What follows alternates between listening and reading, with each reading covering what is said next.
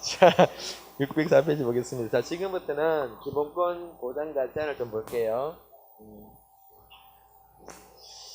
아까 이야기했던 여러분, 우리 헌법은 기본적으로 개개인에게 기본권을 보호하고 있어요. 한편에 여러분, 각각이 다 기본권 가지고 있으면은 문제될 수 있다는 거죠. 이건 이야기했죠. 이게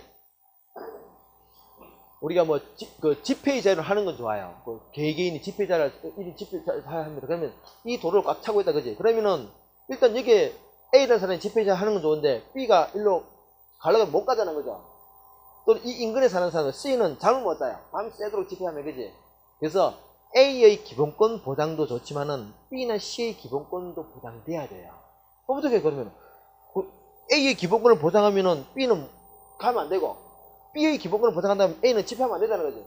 그래서 이게 둘이가 빵 부딪힐 때 지금 이게 부딪히는 이거 기본권 충돌이라 그래요. 충돌. 기본권 충돌이 발생하면은 이걸 해결해 줄 거 아니에요, 그죠? 그러면 해야 될까? 어떻게 A는 계속 해야 되나 말해야 되나 이걸 정리해 줘야 돼. 이게 이제 충돌 현상이고 이걸 누가 해줘야 되냐? 국가 권력이 해줘야 돼요. 대표적으로 이제 이런 구체적으로 하는 것들은 최종적으로는 헌법재판소가 해줍니다. 헌법재판소가 해주는데 헌법재판소 가기 전에도 국회라든지 정부가 하는 어떤 조치를 취할 수가 있습니다. 그래서 이 기본권 충돌성 기본적으로 둘이가 기본권에 부딪힐 때 약간을 이게 일부러 약간 제한하는 거죠. 이게 A나 B의 기본권이 제한 당할 수밖에 없겠죠. 이게 두 개가 충돌할 때 문제를 해결하면은 어떻게 약간 제한해줘야 문제 해결된다는 거지. 자, 그래서 연기 한번 보겠습니다. 기본권 충돌입니다. 여러분, 2번에 보시면 기본권 충돌 넣었죠? 개념 보시면 서로 대립하는 기본권 주체가, 이거죠? A하고 B가 서로 대립하고 있다, 그지? 이걸, 어떻게 하는 거예요? 서로 대립할 때, 국가에게 요구하는 거야. 서로 어떻게 보호해달라, 이렇게 요구하는 사항이 나타납니다. 그래서 충돌할 때 둘이가 싸우는 게 아니고, 국가에게 요구한다니까 국가가 해결해주는 이게 기본권 충돌의 일반적인 구도입니다. 국가를 상대로 자신의 기본권을 우선 보호해 줄 것을 주장할 때의 그는 관계를 우리가 기본권 상환의 관계를 충돌합니다. 굉장히 요즘 많이 있는 현상이 굉장히 많이 일어나고 있어요, 실제로. 자, 그럼 이래서 밑에 여러분 충돌의 예를 보세요. 표현의 자유와 사생활 자유인 것다. 연예인 사생활이고 근데 신문기사 기사를 씁니다. 기사를 쓰는 것은 언론의 자유예요. 그럼 이렇게 기사를 쓰는 것은 언론의 자유인데 사생활을 침해당한 사람은 사생활 문제 되겠죠. 일종의 기본권 충돌이고 가장 실제 화끈하게 문제됐던 게 흡연권과 혐연권입니다. 비흡연자가 함께 있는 좁은 공간에서 담배를 확 피게 되면 맛이 가는 거죠, 그죠? 흡연자는 담배 피우지만은 비흡연자는 괴롭다는 거죠. 그런 상태. 세 번째 환경권, 재산권. 고층 건물을 막 올립니다. 그러면은 올린 사람은 재산권 행사지, 그지? 근데 그 옆에 있는 저층 건물들은 햇빛이 안 되는 거죠. 환경권 이렇게 쓰는 거죠. 이거 어떻게 할 것인가? 오른쪽 보시면요, 해결 원칙이 있습니다. 첫 번째는 이익형량. 두 번째는 규범주화. 이런 두 가지가 있다는 거죠. 이 이익이란 말과 규범이란 말은 이 기본권이란 말입니다. 기본권의 말이에요. 이게 독일 말을 번역하다 보니까 이렇게 번역하고 있는데, 이건 우리적인 의미로 해석해 보면은 이익을 형량한다 말은 기본권을 형량한다. 이 형량이라는 게 저울에 무게를 단다 이런 말이죠. 이건 뭐가니? 그래서 이 말은 두 개의 기본권이 A의 기본권, B의 서로 싸우고 있다는, 싸울 때 두 개의 기본권을 무게를 단다는 거예요. 무게를 따라서 상위 기본권이 이렇게 두 개의 기본권 중에서는 상위 하위가 있다는 얘기죠. 그럼 뭐를 보호하라고? 상위 기본권을 보호하라. 그런 말. 그럼 이거 이렇게 들어가면 여러분 두 개의 기본권 중에서 하나만 보호되는 거예요. 이게 만약에 A의 손을 들으면 어떡합니까? B는 너는 일로 가지 말고 어떡하라고? 돌아가. 이렇게 돌아가. 이렇게 하는 게 일종의 이익형량의 방법이라는 거죠. 그럼 근데 규범조화적 방법은 뭐냐? 두 개를 그냥 조화시키는 거야.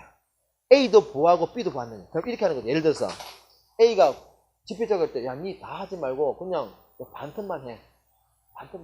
길 반턴만 해. 반턴은 이렇게 하는 일종의 A도 제한하고 B도 제한하면서 또 서로 A도 보호하고 B도 보호하고 이런 게 일종의 규범 조화적 방법입니다. 그래서 심플하게 조례 볼 수 있는 것들이에요. 두 가지 방법이 있습니다. 그러니까 그 헌법재판소는 주로 어떻게 하느냐. 그건 그 건건마다 다르게 합니다. 케이스 바이 케이스예요, 근데. 좀 전에 봤던 이거 협령권과 협연권 관계에서는 이렇게 했죠. 협령권은 담배를 싫어할 수 있는 권은 기본권이고, 협연권은 담배를 피울 수 있는 기본권이라는 얘기죠. 그래서 요 기본권은 좀 더 세분이 어디 있느냐. 협령권은 생명권 관련돼요. 네가 담배 피우면 나는 죽겠다, 그죠? 난 죽겠다. 실제로 죽기도 하고, 그죠? 간접 흡연. 근데 흡연권 요거는 주로 행복조건 가죠. 행복조건은 사생활입니다. 내 사생활이다. 나는 담배 피워 살겠다, 그죠? 그런 것도. 행복하다, 이런 것도. 두 개를 딱 부딪혔으면, 여러분, 무기를 담으면 상주 얻는 게 무겁습니까? 이게 훨씬 무겁다는 거죠. 그래서, 금융권의 손을 들 수, 이거는 실제로 이게 나타났죠. 이게 금융구역입니다. 요즘 우리 각종 지역마다 금융구역이 다 세팅되어 있어요, 그죠? 이 자꾸 금융교육을 정부가 지정해 놔니까 이 담배 피는 흡연자들이 야 이거 좀 지정하지 말라고 요구한 거야. 그러니까 흡연자들은 지정하지 마. 금연자들은 지정해 이렇게 요구했겠죠, 그죠? 헌법재판소가 무기를 달았다니지. 생명권을 중시했다, 그죠? 상위기본권입니다. 금연자들이 손을 들었다는 이야기죠. 그럼 이 금융구역 지정이 어떻다고요? 정당하다, 계속 지정하라 이렇게 결론 났다는 거죠. 실제로 우리가 그렇게 적용되고 있습니다. 이게요. 자, 그래서 보시면은 법익 형형 같은 말이에요. 법익 형형의 방식. 그래서 서술 것도 일어나죠, 그죠? 우회를 가려 더 우위에 있는 기본권을 먼저 보호한다. 이게 법익 형형 또는 이익 형형의 원칙이고요. 기본조항은 두 개 다 보호한다. 그런 말이다, 그죠? 밑에 지금 이 사례가 여러분 이 협연권과 협연권의 헌법재판소 판례입니다. 참고로 한번 읽어보시고요.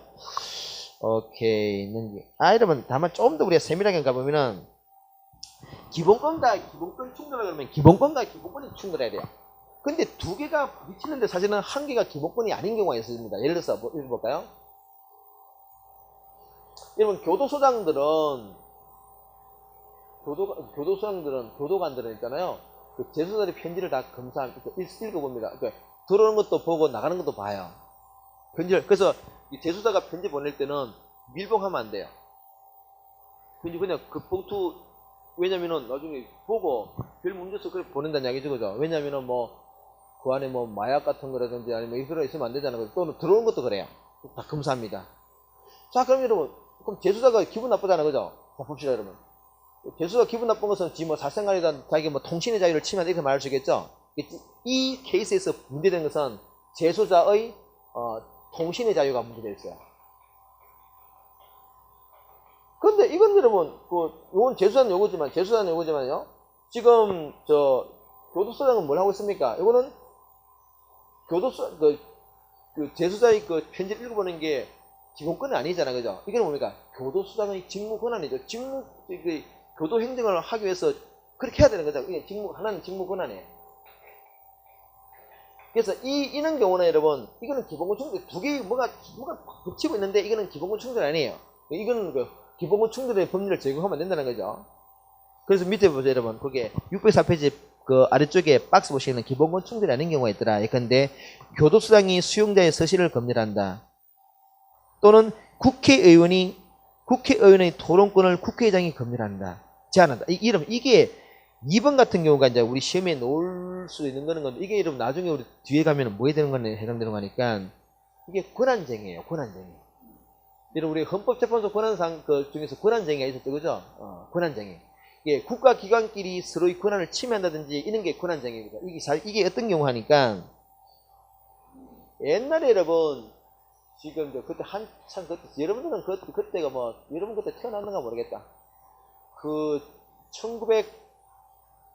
1990년 이때쯤 되면요, 80년, 90년 이때쯤 어떤 일이 있었는가 하니까, 그때가 그때 한나라당이 아닌데, 지금 우리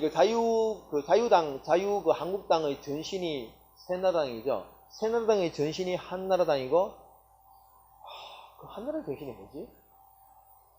민자당이라는 정당이 있어요. 민자당이 뭔가니까 전두환이하고 노태우가 민자당 출신 대통령이었어요. 민자당이 일본 자민당을 꼰딴 게 민자당인데, 일본 자민당이 보수 집권 꼴등하였죠. 그거를 추구했던 민자당이었습니다. 같은 그 계열입니다. 민자당인데, 그때 여러분 주로 어떤 짓을 많이 했냐? 날치기를 굉장히 많이 했어요. 날치기. 특히 야당 국회의원들한테 이런 게 이렇게 했어요. 본회의에서 여러분 우리 알다시피 본회의에서 법안을 통과시키잖아요. 그죠? 그러면은 국회 소주를 몇 시 하느냐? 새벽에 해요. 새벽 6시.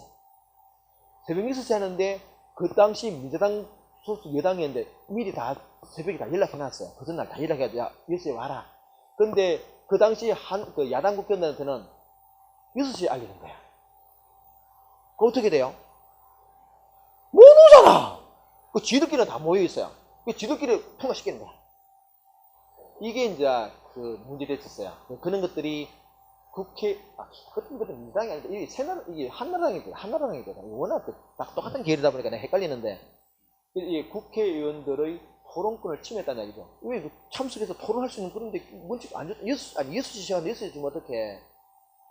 이런 것들이 그 국회의장이 이 국회의원의 토론권을 침해했다. 이게 이제 권한쟁의 같은 그런 사안들입니다. 이거는 기본권 행사가 아니죠. 기본충돌 아니에요. 그런 게, 오른쪽에서 확인해서 한번 보세요.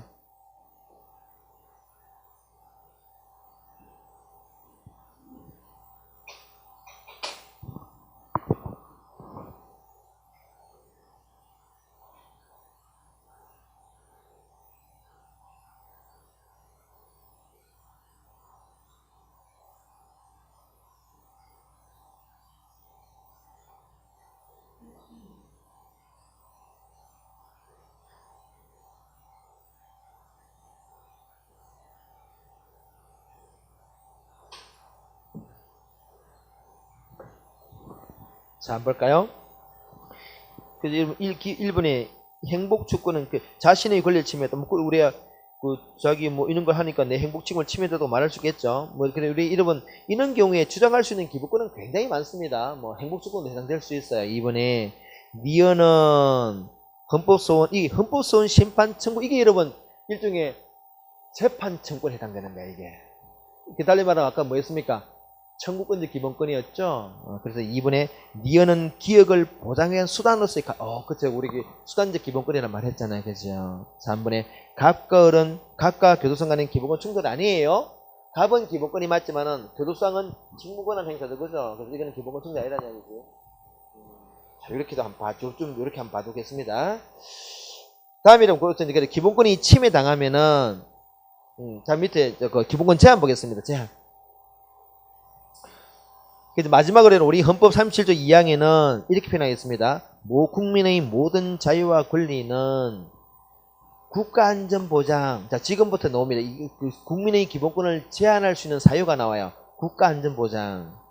보통 우리가 국가안보라 그러죠. 두 번째 질서 유지 또는 공공복리. 이 세 가지 이유 외에는 기본권을 제한할 수 하면 안 돼요.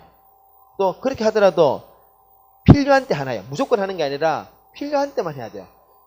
공공복리를 위해서 무조건 할 수 있는 게 아니라 공공복리를 위한다 하더라도 반드시 필요할 때만 해야 돼. 세 번째는 형식은 뭐라 해야 되냐? 법률로서만 제한해. 여러분 아까 우리 기본 그림 그렸죠, 이거. 보세요. 헌법. 그 밑에 법률, 명령이 있어, 그지? 기본권은 여기서 보장하고 있죠, 그죠? 헌법상 보장하고 있는 기본권을 제한하려면은 최소한 뭐를 하라고요? 법률 해야 돼. 명령 안 돼. 안 돼. 원칙적으로 뭐라고? 법률 하잖아. 왜냐하면 여러분 이 법률은 누가 제정합니까? 국회가죠. 국회를 우리가 뭐로 보느냐? 우리의 대표로 본다 그랬어. 최소한 우리 대표가 하는 리드를 하는 것을 우리가 받아주겠다. 그러나 명령까지는 안 돼. 안 되거든. 그래서 법률로서 하라. 제한하는 경우에도 자유와 권리의 본질은 침해하지 말라. 이런 한계가 있습니다. 그래서 우리 3절 2항을 어떻게 해석하느냐. 이거는 기본권 제한할 수 있는 기본권을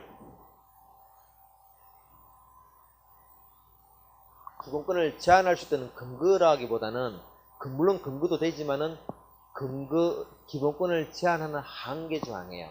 달리 말하면 이 이유에는 절대로 잘하지 말라라는 것은 한계 조항의 성격을 더 강하게 가지고 있습니다. 자, 그래서 그 밑에 여러분 동그라미 2번에 보세요. 헌법 37조 2항에서 기본권의 제한을 인정하는 것은 기본권을 제한하는 말이 아니고요. 기본권의 개인의 자유와 권리 보장을 일단 우선적으로 하라는 얘기죠. 우선적으로 하되 필요할 때 우리 공동체를 위해서 필요할 때는 불가피해 필요하다면은 최소한 제한하라. 그런 우리 해석해야 된다는 거죠. 자, 그래서 기본권 제한의 한계가 밑에 보입니다. 1번 목적상의 한계. 그죠? 아까 뭐 국가안전보장, 질서유지, 공공리 같은 거 했죠. 그죠? 사항들 한번 보시면 될까요? 오른쪽에 형식상의 한계가 있습니다. 법률, 아까 원칙적으로 법률을 하라 그랬죠. 그죠? 물론 예외는 있습니다만 원칙이 법률이에요. 원칙 법률을 하라.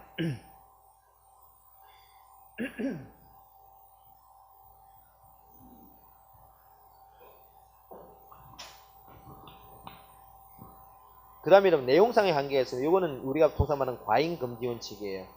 혹시 여러분 우리 행정법을 공부하시는 분이 있다면 이 내용을 잘 알 거면 이게 이제 행정법은 행정부에서 이걸 가져온 게 아니라 여기서 이 내용을 행정부에 가져간 거예요. 이게 이 과잉금지 원칙은 쉽게 말하면 이거죠. 오버하지 말라는 거죠. 오버하지 말라는 거죠. 이거죠. 어디에 어떤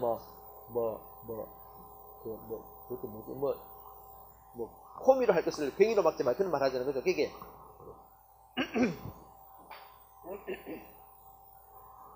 과잉금지 근론의 과잉금지 원칙이라는데 이 과잉금지 원칙의 세부적인 목적 한계 4가지 있습니다. 목적상 목적의 정당성, 방법의 적정성, 침해의 최소성, 법익의 균형성 이런 말 쓰는데요. 아직 이것까지 이렇게 디테일하게 물어볼 가능성은 없습니다만은 한 2가지만 보겠습니다. 거기에 보시면은 이거예요. 예를 들어서 뭐 기초하게 들어가는데요.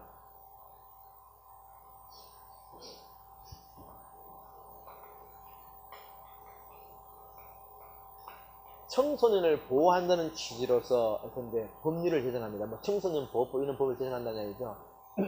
목적이죠. 목적이 청소년 보호야. 그래서 뭐로부터 청소년 보호하냐 했는데 술이나 술이나 담배, 술로부터 청소년을 보호한다 이런 어떤 그런 그 목적. 그래서 그럼 방법은 여러분 청소년을 보호한다. 그럼 여러분 우리가 뭐 방법적인 측면에서 보면은 술로부터 청소년을 보호한다 그러면 일단 우리 학교 근처에 그죠? 학교 근처에 술집이 없어야 되겠죠, 그죠? 그럼 학교 근처에 술집이 없어야 되는데 학교가 있어요. 학교 인근 1km, 학교 인근 2km, 학교 인근 10km. 안 돼. 일체 술집 안 돼. 그걸 할 수 있겠죠, 그죠? 제일 화가는 한 100km 정도 술집 금지하면 되겠죠, 그죠? 그래서 어떤 느낌 들어, 지금? 약간 심하다는 느낌 들잖아요. 우리 느낌 들지, 그지? 우리가, 그게 첫 번째 칸에, 두 번째 칸에는 방법이 적정세란 말은 여러분, 이 방법이 적정세란 말은 어떤 말인 거니까, 이 술로부터 청소년을 보호하는 방법은 다 들어가요. 이게 인근 100km 내도 방법은 적정해요. 그죠? 적당하다는 거지. 그 다음에 세 번째 칸에 뭐냐? 침해의 최소입니다. 이 말은 뭔가니까 같은 목적을 달성할 수 한다 하더라도 가능하면 이런 술집 사장도 먹고 살아야 될 거 아니에요. 지도 세금 내고 하니까 그지. 그러면은 같은 청소년 보호라는 목적을 하기 위해서 이런 어떤 우리가 금지를 하면은 분명히 관련되는 어떤 그 술집 사장들의 어떤 권리가 침해되겠죠, 그죠? 침해됐을 때 그 침해를 최소화하면서도 목적을 달성할 수 있는 방법을 찾아봐라. 이게 세 번째 논의에서 생각하는 단계. 그럼 여러분, 이거 좀 심하지, 그지? 1km, 2km 다 좀 심하. 이러면 우리가 도심에서 1km란 말은 굉장히 길이가 넓어요, 그죠? 우리 학원 중에서 1km 어디까지요? 굉장히 길다는 거지. 그래서 우리 학교를 중에서 한 1km. 그래서 이런 건 안 돼. 이게 좀 심해. 이 정도는 괜찮아. 라고 하는 게 침해 재선 단계예요. 그래서 만약에 여러분, 어떤 법률이 있는 청소년 보호법이 있는데 그 청소년 보호법의 내용을 봤더니 학교 인근 10km 내에 있는 모든 술집 영업 금지. 그러면은 우리가 이게 그는 법률이 있을 때 이 법률이 과연 합헌인지 위헌인지 따져나갈 때 이런 순서를 검토한다는 이야기입니다. 첫 번째는 목적이 정당하고 목적 정당하죠. 두 번째 방법이 적정하고 총선 보호라 목적에서 대한민국 솔직히 의사라는 것도 맞다 그지? 그는 방법은 문제 없어요. 세 번째부터 여기서 걸립니다. 아 그래? 법을 봤더니 학교 인근 10km 내에 술집금지. 아 이건 너무 심하잖아. 여기서 보면 걸려요. 네 번째 그래서 그 다음에 요걸 통과했다 하더라도 뭘 따지냐? 법익의 균형을 따집니다. 요 균형이란 말은 뭔가 하니까 관련되는 사익과 공익을 이런 관계들 이게 침해 우리가 우리가 균형이란 말은 우리가 보통 균형이란 말은 있는 느낌 들잖아요, 그죠? 그래서 여기서는 균형은 그게 아니에요. 요는 법 균형을 따집니다. 그러니까 요는 순서를 우리 시험에 이렇게 놓을 가능성은 없는데 근데 내가 이 줄 하다 보니까 우리가 어떤 구체적인 어떤 법률이 헌법심에 들어오면은 헌법재판소 재판관들이 하는 일 이걸 하고 있어요. 후보나 이 법률 누가 들고 오겠죠. 재판관님들 이 법률이 위헌인지 한번 판단해 주세요. 그러면은 그래 이 법률 목적이 정당한가? 총선 뭐 정당하고 두 번째 방법이 적정한가? 이 목적을 해서 그렇지. 세 번째 문제 있네 이렇게 한다는 거죠. 위헌 이렇게 때립니다. 그럼 이 법률 날아가 버린다 그지? 그 이야기입니다 지금. 자, 마지막에 본질상의 한계가 있더라는 이야기죠. 그 밑에 도운 거는 여러분 실제 이제 우리 이 안전띠 사건입니다. 안전띠가 안 매면은 범칙금 부과해요. 그게 위헌이라고 주장했는데 문제 없다고 한 판결입니다. 나중에 읽어보시면은 위의 사례가 이해될 수 있을 것 같습니다. 오케이, 그 정도 보시고요. 넘기겠습니다. 됐습니다.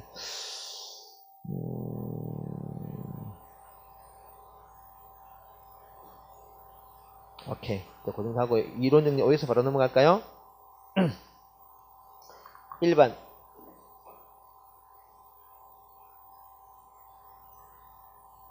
이거 기본권 충돌이었죠? 2번은요? 이건 기본 충돌 아니지, 그지? 3번은요? 그 우열을 가린다면서 우열 가린다. 뭐요? 이익 형량의 원칙이죠. 뭐 그 정도 보겠습니다. 그거는 7번 볼까요? 군인의 거주지를 이전의 자유를 제한하는 것은 우리가 기본권을 제한하는 사유에서 국가안전보장이겠지. 틀렸다. 8번에 집회 및 시위에 관한 법률. 아까 이게 여러분 그 집회 및 시위 관련 법률을 통해서 집회 제한하죠, 그죠? 그거는 질서를 잡기 위한 목적이겠죠. 질서 유지다. 3번에 9번에 이게 여러분들 이게 그 독점 규제 및 이런 것들이 이제 공공복리입니다. 일종의 뭐 소비자 보호라든지 또는 이런 걸 위해서 독점을 규제하죠. 까지. 자, 오른쪽에 요까지 요렇게 좀 보시면은 충분할 것 같습니다. 이제 우리 그 시험에서는 이 국가기관 이 국회가 잘 나오죠. 특히나 우리 출제 기능을 보면은 뭐 기본권 부분은 그렇게 상세하게 세세히 안 나오지만은 국회라든지 정부 그다음에 헌법재판 이런 건 살살 나오기 때문에 지금은 요 파트는 꼼꼼히 좀 보도록 하겠습니다. 먼저 국회입니다. 이 외모이 가지럽지. 내가 이 시간만 되면 이렇다. 큰일이네. 내가 이러면 나 내일 또 되게 고생하거든. 내일 고생하면 내일만 끝내는 게 아니라 계속 이게 돼요. 책임질래? 큰일 났다. 지금 어떡하나.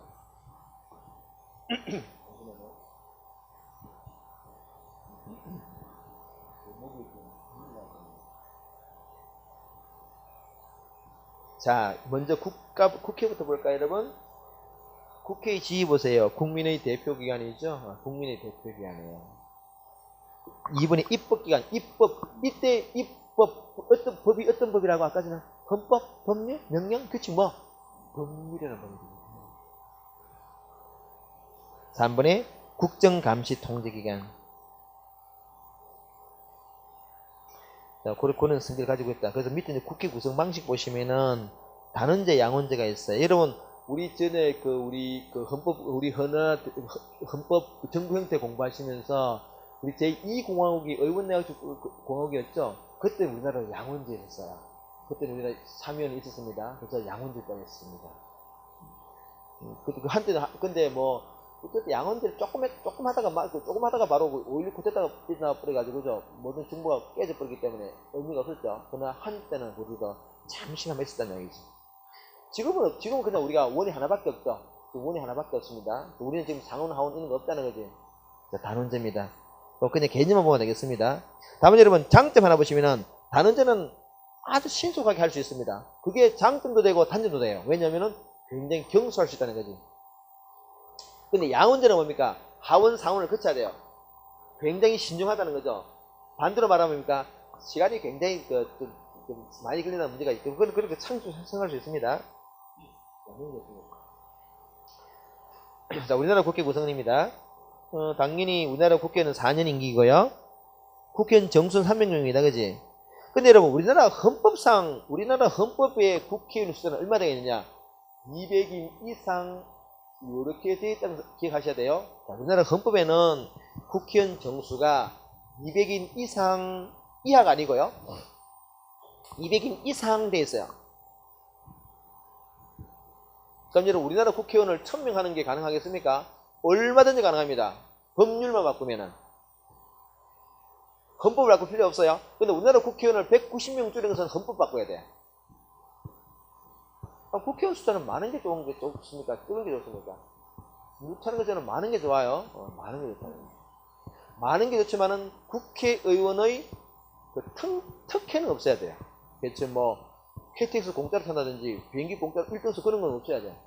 쥐들이 뭐라고? 안 그래요? 여러분 비행기 1등석 진짜 한번 타고 싶잖아, 그지? 근데 우리는 내 돈 주고 못 타잖아, 그거 여러분. 어떻게 타요, 그거를? 근데 쥐들은 그냥 타고 다닌다. 우리 돈으로. 뭐라고? 안 돼. 난 그건 노예. 또 KTX 특실 공짜 안 돼. 그거는 쥐들이 뭐라고? 쥐들 타고 다녀, 그래. 그런 건 없어야 되지만은 국회의원 숫자는 늘리는 게 좋습니다. 그래야 좀 더 다양한 목소리가 반영되고, 그래야만 국회의원 한 사람 한 사람의 힘이 없어져요. 항상 그런 거죠. 숫자 쪽수가 적을수록 힘이 세진다, 그지? 그럼 우리 조선일보 같은 이런 데서 막 국회의원 숫자 줄이는 건 뭡니까? 그래야 지들이 편해지니까, 지들이 큰 척하기 쉬우니까. 그는 민주주의 관점에서는 좀 반대 이야기다, 그죠? 그걸 우리가 알고 들어야 돼요. 그냥 자꾸 우리가 그러다 보니까 막 우리가 사람들이 막 잘도 모르고 막 그냥 이 새끼들 국회 없애 이런 말 하잖아, 그죠? 그는 굉장히 반민주적인 패스는 안 되는 말이라는 거죠. 조심해야 돼요. 언론 중에 우리가 세뇌가 돼가지고 뭐 그런 말 쓰는 사람들이 많은데. 자, 그렇더라. 일단 그렇더라. 헌법상 200명 이상, 그죠? 이상이더라. 오케이. 그 다음에 교수단체 봅시다. 교수단체. 이런 교수단체는 일단 숫자가 중요하죠. 국회의원 몇 사람요? 20인 이상. 그죠? 근데 요 20인 이상은 여러분 같은 정당일 필요는 없습니다. 쪽수만 20인 이상이 모이면 하나의 교수단체가 돼요. 왜 20인 이상의 교수단체를 만들까? 교습을 좀 더 쉽게 하려고. 혼자 1대1로 하는 것보다는 단체를 만들어서 하는 게 훨씬 효율적이잖아. 그렇게 하는 거지. 오케이. 두 번째, 위원회. 또 상임위원회, 특별위원회가 있습니다. 뭐 상임위원회 말 그대로 항상 항상 개최된다. 특위는 여러분 주로 뭐 예산결산특별위원회, 그렇지 뭔가 특별한 경우에만 한다, 그죠? 뭐 그렇다. 그 개념을 알고 있어야 돼요. 상임위, 특별위, 그죠? 그 다음에 회의가 있습니다. 회기는 여러분 국회가 열리는 기간을 말합니다. 국회가 열리는 기간이요. 지금 국회가 회기 중이죠. 지금 국회 회기 중입니다. 지금 국회가 열려 있어요, 그죠? 회기 중이에요, 지금. 회기입니다. 그리고 회기 중에는 그래 회기가 회기인데요. 또 회의에는 여러분 정기회가 있고 임시회가 있습니다. 정기회는 매년 한 번 열리는 게 이게 9월달에 딱 정해져 있습니다, 법정으로.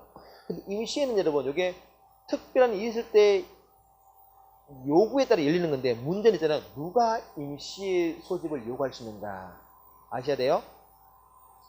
우리나라는 대통령이 할 수 있습니다. 대통령이 임시회를 요구할 수 있습니다. 꼭 기억하시고요. 국회의원도 할 수 있습니다.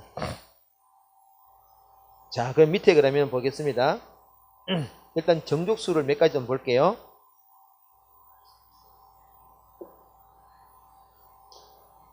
법률안을 제안할 때, 그죠? 국회의원은 법률안을 제안할 수 있죠? 할 때 혼자 할 수 없어요.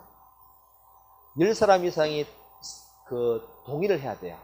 본인을 포함해서 10명의 연서가 들어야 됩니다. 그래서 거기 지금 10인 이상 기억하셔야 되고요. 그 다음에 20인 이상 아까 위원님 교섭단체 했죠, 그죠? 10사람, 20사람 꼭 기억하시고요. 그 다음에 거기 임시의 소집 보이죠? 제적 4분의 1, 그지? 좀 전에 임시의 소집, 그죠? 임시의 제적 4분의 1 꼭 기억하시고요. 그 다음에 제일 아래쪽에 보시면 일반 의결 정서 꼭 기억하셔야 돼.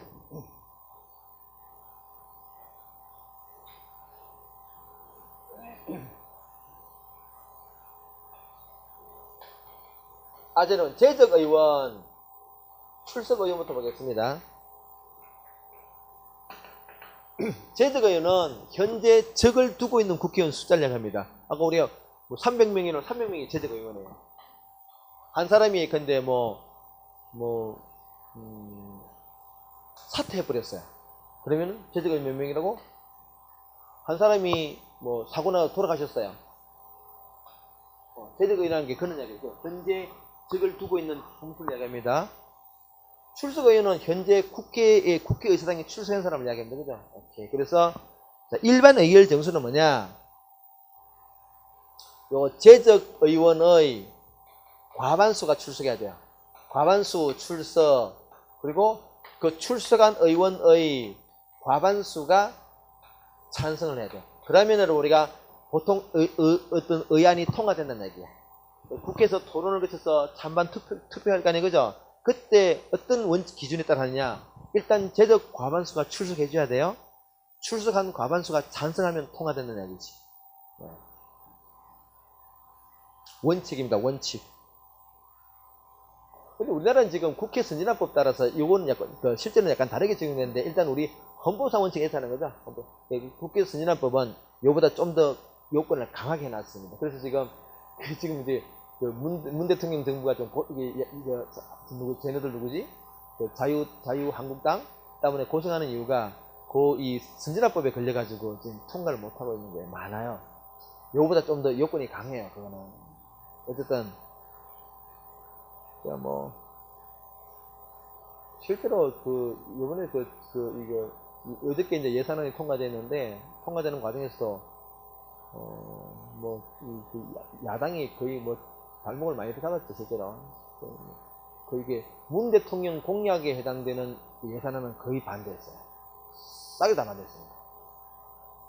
딱 찍어가지고 요거 안 돼, 요거 다 하고 문 대통령의 공약 상대 다 반대했어요. 그 중에 하나가 국회의원, 우리 공무원 정원 숫자도 줄이자. 원래 15,000명인가 하려고 그랬는데, 자한당에서 자유한국당에서 반대해가지고, 어떤 협상해가지고 9,700명인가로 조정했거든요. 어쨌든 꼭 기억하시고요. 두 번째, 재의결 정수도 꼭 기억하세요. 대통령이 거부를 행사했습니다. 그러면 국회 다시 돌아오자, 그지? 재의결 정수는 요건 똑같죠? 요건 똑같아. 요게 다르죠? 출석 얼마요? 오케이, 3분의 2. 꼭 기억하시길 바랍니다. 일반 의결 정수, 범위란 재의결 꼭 기억하시고, 아래쪽에 재적 3분의 2가 필요한 거 정말 중요하죠, 그죠? 자, 재적 3분의 2가 필요한 거, 이건 반드시 암기사항입니다. 그만큼 여러분, 재적 3분의 2니까 300명 중에서 200명이 찬성해야 된다는 얘기지, 그지? 정말 불가능해요. 그만큼 중요하다는 거죠. 대통령 탄핵소추 의결. 대통령 탄핵소추 발의가 아니고 의결. 발의와 의결이 다르다, 그죠? 의결은 제적 얼마라고요? 3분의 2. 대통령 탄핵소추 하자고 의결하는 거, 그죠? 3분의 2. 그럼 발의는 그러면 의결보다는 발의가 좀 요건이 약하겠죠? 3분의 2보다 약한 게 제적 과반수예요. 대통령 탄핵소추 발의는 제적 3분의 2. 의결은 3분의 2, 발의는 제적 과반수, 그지? 또 대통령 탄핵소추만큼 중요한 건 뭐예요? 헌법 개정안. 의결은 3분의 2, 발의는 과반수. 헌법 개정안 의결은 제적 3분의 2, 발의는 제적 과반수. 이게 되죠? 대통령을 쫓아내는 일이나 헌법을 바꾸느라 그만큼 중요하다는 우리나라의 근본 체제를 바꾸는 거니까, 그지? 경관을 흔드는 거니까 꼭 기억하세요. 그 다음에 중간에 있는 거, 국회의원 제명 무자격이다. 국회의원을 제명할 때는 또 마찬가지로 이렇게 합니다. 같이. 오케이, 그 정도 볼까요, 여러분? 오른쪽에 회의 원칙 보겠습니다. 회의 원칙은 회의 공개 원칙. 국회는 공개하는 게 원칙이다, 그죠? 두 번째 회기 계속에 이게 뭐죠, 여러분? 우리가 지금 국회 회의가 열리고 있잖아요, 그죠? 지금 만약 이번 회기 때 막 법률안이 그 국회의원들이 막 법률안을 제안할 거 아니에요, 그죠? 그러면은 사실 이만큼 다루면 시간이 없어요. 아래쪽에 손도 못 댑니다. 요까지는 뭔가 뭐 하여튼 검토했어요. 뭐 가결되든 부결되든 다 했는데 요 밑에 거는 손도 못 대고 끝나버렸어. 회기가 한 달 금방 끝나자, 그지? 끝나버렸어요. 그럼 이거 어떻게 해요? 다음에 열리면은 요거는 자동으로 싹 넘어갑니다. 이렇게. 요게 뭐라고? 회기는 계속 뺀다고 하는 거야. 이거 폐기시키면 또 어떻게 또 내야 되잖아, 그지? 그래 힘드니까 그냥 어떻게 하나? 자동으로 넘긴다. 회기. 왜냐면은 회기가 계속 되기 때문에 그런 말이에요. 그러니까 이게 문이 이게 닫힌 게 아니라는 거죠. 이렇게 그냥 연결되던 얘기죠. 있단 말이죠. 회기 계속이다. 다음에 일사부재의예요. 여기서 여러분, 여기서 요 위에 있던 요 안건 있지, 이렇게 요 안건에 여러분 호의에 붙였습니다. 붙였는데 여기서 부결돼 버렸어요. 부결됐습니다. 부결되면 다시 또 올리면 부결되자마자 또 올려. 그럼 이것만 하도 세월 다 보내죠, 그죠? 그래서 안 돼. 이게 일사부재의예. 한번 부결된 것은 같은 회기는 안 돼. 다음에 또 요 때는 올릴 수 있습니다. 다른 회기 때는 가능하지만 같은 회기 때는 계속하면 안 돼. 이게 이제 우리가 소수파 의사진행 방해라 표현하는데 그 필리버스터 말 있죠? 그게 원래 소수파의 의사진행 방해입니다.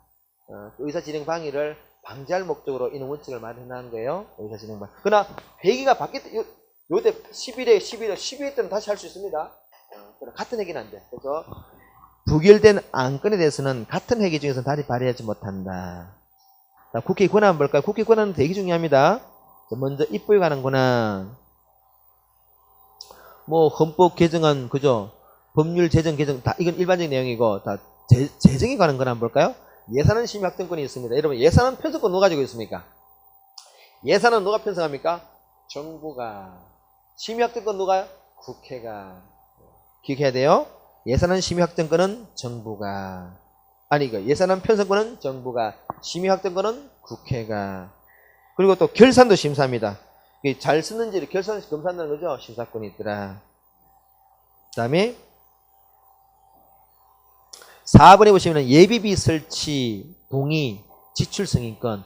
예비비랑 일종의 비상금이죠. 비상금을 쓰고 그런 게 동의도 해주고 승인도 한다. 국가기관고소, 요거는 진짜 중요하죠. 국무총리. 이 중에서 사진 제일 잘 나오는 게 요 조항이잖아요. 요거랑 그 밑에 겁니다. 자, 먼저 국무총리, 감사원장, 대법원장, 대법관은 꼭 동그라미에서 대법관. 헌법재판소장 임명동의권. 대법관은 별도로 하죠. 왜냐면 대법관이 이게 장이 아니잖아. 장이 아닌데도 이 국회 동의사항입니다. 나머지 다 장이잖아. 뭐 국무총리, 감사원장, 그죠? 대법관.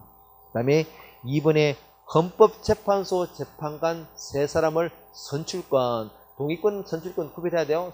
아예 그냥 헌법재판소 세 사람은 국회에서 뽑아버립니다. 그냥 선출권. 세 번째, 중앙선관위 위원 세 사람도 그냥 뽑아버립니다. 선출권.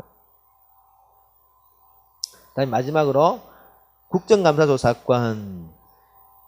그 다음에 국무총리 국회 나와라 요구할 수 있습니다. 4번에 국무총리 잘라라 라고 해임 건의할 수 있습니다. 출석하라 라고 요구할 수도 있고 해임하라 건의할 수 있다는 거죠.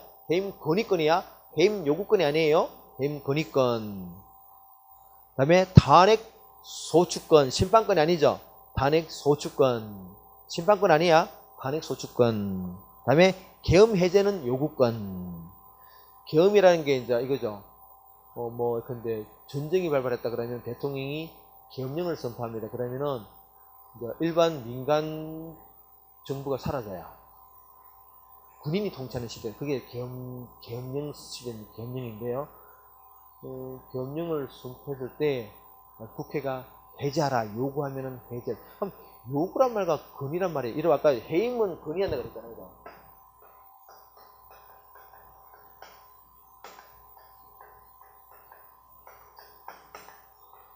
건이란 말이 셉니까? 요구란 말이 셉니까? 요구란 말이 세지. 그래서 계엄 해제를 요구하면 반드시 해제해야 되는데, 해임을 건의하면 해임할까 말까는 내 마음이에요. 약한 말입니다. 우리나라 이게 이전에는 해임 건의권 이런 게, 예전에 해임 뭐 요구권 이런 게 있었습니다. 이게 이제 그 뭐 정부 형태에 따라서 이렇게 막 이렇게 바꾼 게 아마 전두환이가 이렇게 바꿨었다 내 기억에. 전두환이가 뭐 국회가 뭐 나한테 요구해 안 될 수 있고 건의만 해 이렇게 바꿔버렸습니다.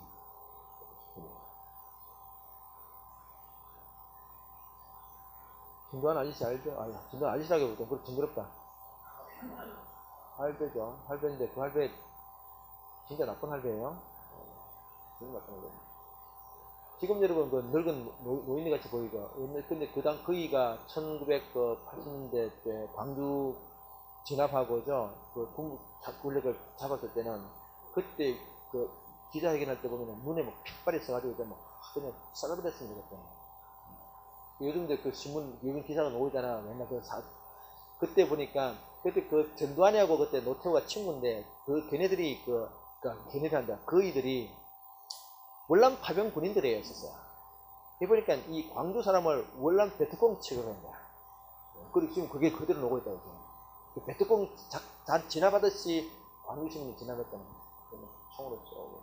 그게 요즘 아마 지금 또 한번 문제 될 것 같아요. 그때 워낙 우리 진짜 이렇게 근본적인 우리 현대사의 그게 아주 그거이기 때문에 좀 정리해야 되고 그런 거죠.